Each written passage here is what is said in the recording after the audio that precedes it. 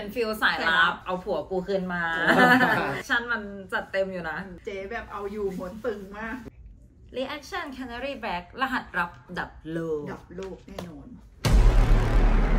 Hey, how was the trip? Views were incredible. The people were friendly. And the client? I left him speechless.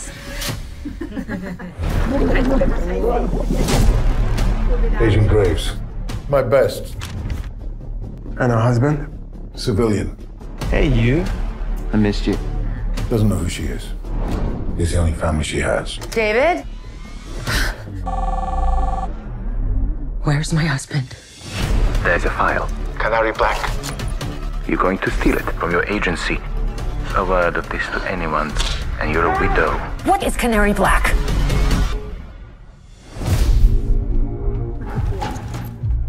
We built it as a digital nuke. ดับโลก Even if you had the file, you couldn't make the exchange. You know that. I didn't betray my country. The agency is my life. But I can't lose him.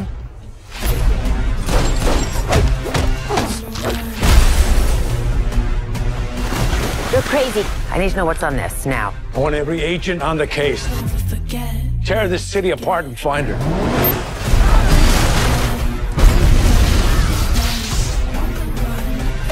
Mask controls the decibel level of your voice. You're a crazy bitch. We're not really using that word to describe women anymore. เป็นแบบ Once we get Canary Black, I'll have my revenge. If it's launched, there is no way to undo it.